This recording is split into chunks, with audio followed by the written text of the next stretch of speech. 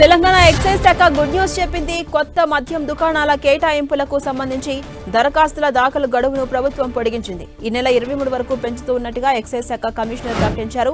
BC బంద్, బ్యాంకుల బంద్లతో నిన్న చాలా మంది దరఖాస్తు చేసుకోలేకపోయినట్టుగా ఎక్సైజ్ శాఖ ఫిర్యాదు చేశారు. దీంతో గడువును పెంచుతూ ఎక్సైజ్ శాఖ కమిషనర్ నిర్ణయం తీసుకున్నారు.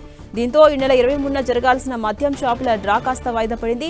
ఈ నెల 27న కలెక్టర్ల సమక్షంలో ఈ డ్రా తీయబోతున్నారు అధికారులు.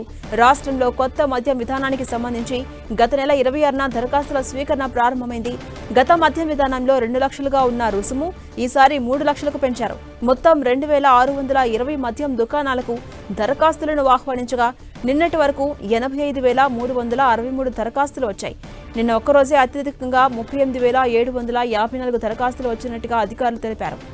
ఇక తెలంగాణలో మద్యం షాపుల కోసం ఏపీకి చెందిన ఒక మహిళ 150 వైన్ షాపులకు దరఖాస్తు చేసింది. ఏపీకి సరిహద్దుల్లో ఉండే జిల్లాలోని షాపులకు ఈమె ఎక్కువగా దరఖాస్తు పెట్టినట్టుగా తెలుస్తోంది. ఏపీ మహిళలే కాదు, దరఖాస్తు చేసుకున్న వారిలో యూపీ, కర్ణాటక, ఒడిశాకు చెందిన మహిళలు కూడా ఉన్నారు.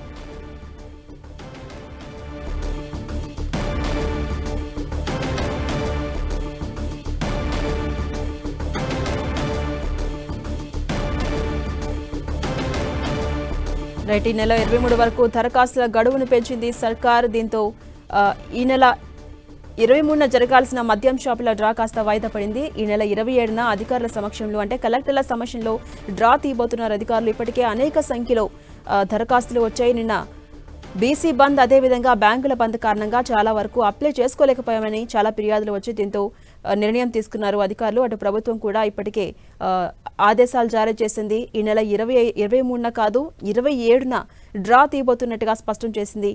మొత్తం 150 షాపులకు సంబంధించి ఒక మహిళ, ఏపీకి చెందిన ఒక మహిళ దరఖాస్తు పెట్టుకుంది. ఏపీకి చెందిన మహిళే కాదు, యూపీ అదేవిధంగా ఇతర ప్రాంతాలకు చెందిన మహిళలు కూడా ఎక్కువ స్థాయిలో ఈసారి దరఖాస్తులు పెట్టుకున్నట్టుగా తెలుస్తోంది.